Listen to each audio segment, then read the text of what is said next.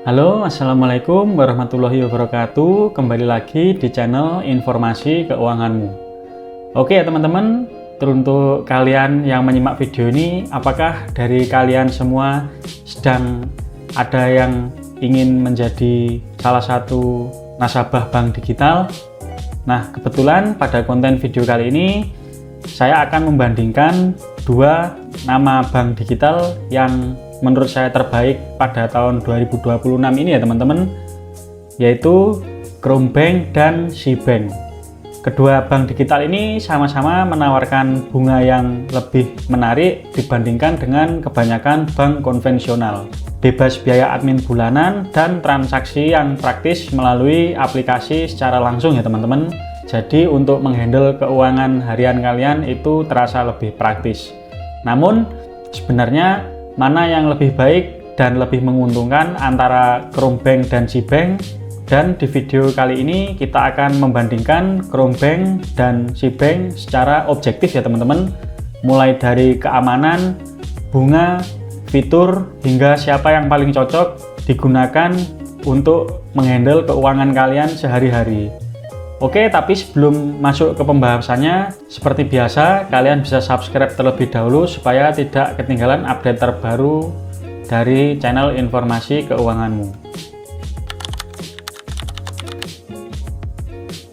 Baik Krombank maupun Sibank merupakan bank yang telah memiliki izin dan diawasi langsung oleh OJK atau Otoritas Jasa Keuangan ya teman-teman.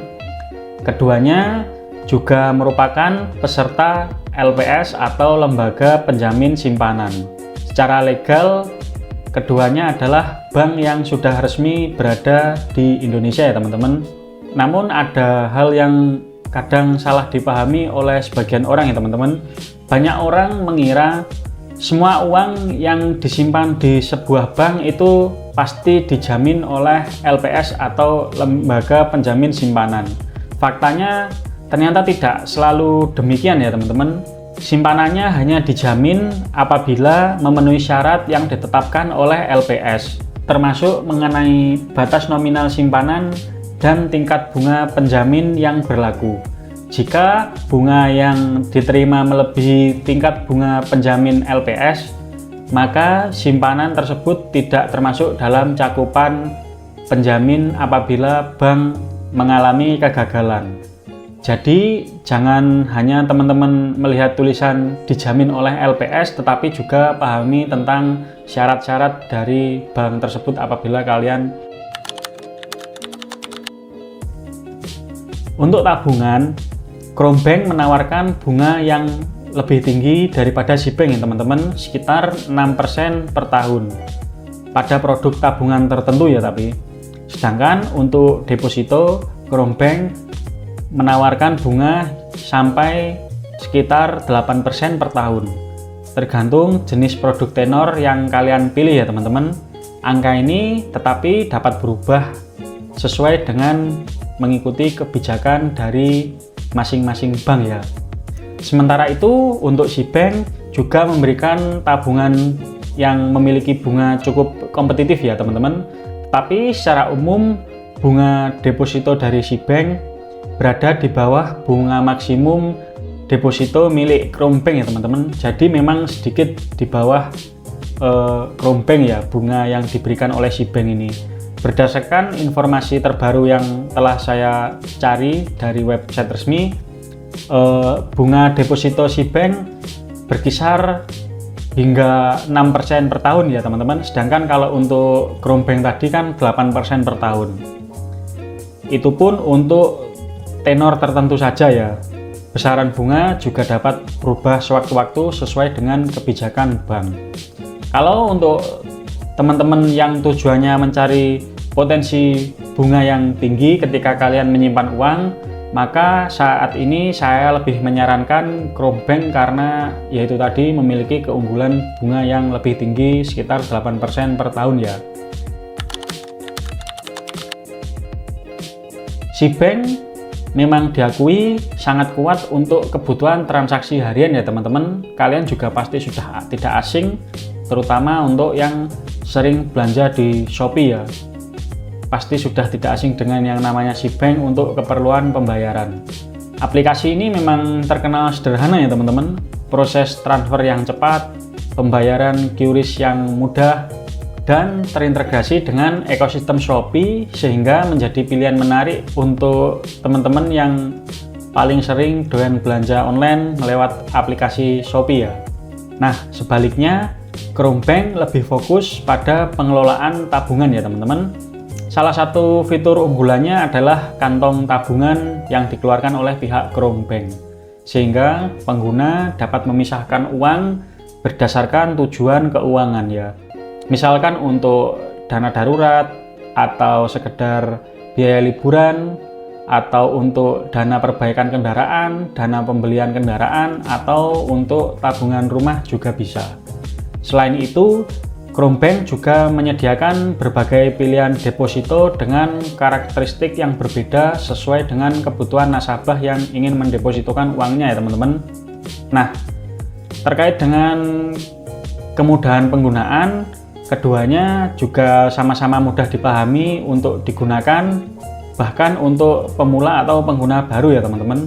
Proses pembukaan rekening yang dilakukan secara online melalui aplikasi tanpa harus terlebih dahulu datang ke kantor cabang seperti membuat rekening pada umumnya ya. Lewat HP saja langsung bisa diproses rekening di aplikasi bank digital KromeBank maupun SeaBank. Baik KromeBank maupun SeaBank sama-sama tidak mengenakan biaya administrasi bulanan ya teman-teman pada rekening tabungannya untuk setiap nasabah. Hal ini menjadi salah satu alasan mengapa bank digital dari tahun ke tahun makin diminati masyarakat ya teman-teman, karena ketiadaannya untuk biaya admin bulanan. Meskipun begitu, kalian juga wajib untuk memeriksa ketentuan terbaru apabila ada perubahan kebijakan dari masing-masing bank ya teman-teman, supaya kalian tidak ketinggalan tentang update informasi yang terbaru, terutama untuk biaya administrasi. Kalau menurut saya, tergantung dengan kebutuhan kalian masing-masing ya teman-teman.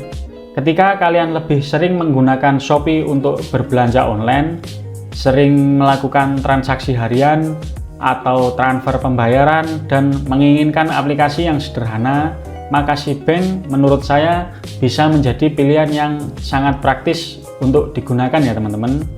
Namun ketika tujuan kalian hanya untuk menyimpan uang dengan menginginkan potensi bunga yang lebih tinggi, serta mengatur tabungan ke beberapa kategori keuangan, maka menurut saya KromeBank lah yang menjadi pilihan yang lebih tepat dan menarik ya teman-teman.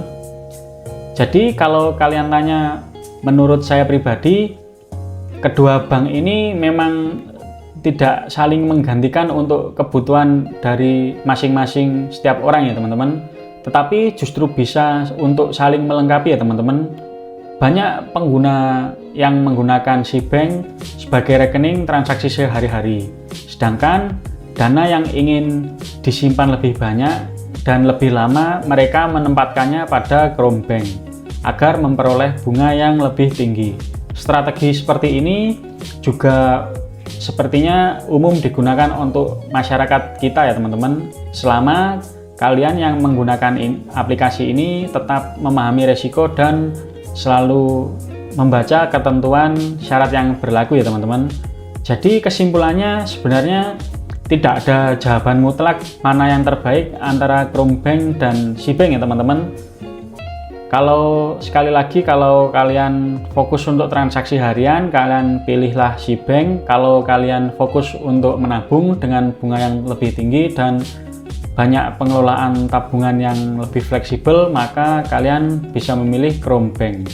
Dan ini yang paling penting, jangan hanya tergiur tentang bunga yang lebih tinggi untuk didapat, juga pastikan kalian memahami ketentuan produk, resiko, serta syarat penjamin LPS atau lembaga penjamin simpanan sebelum menyimpan dana dalam jumlah yang besar ya teman-teman, supaya apa? kalian bisa merasakan imbal hasil yang maksimal, uang kalian aman. Nah, itu tadi ulasan sederhana mengenai Crownbank vs Cbank di tahun 2026 ini.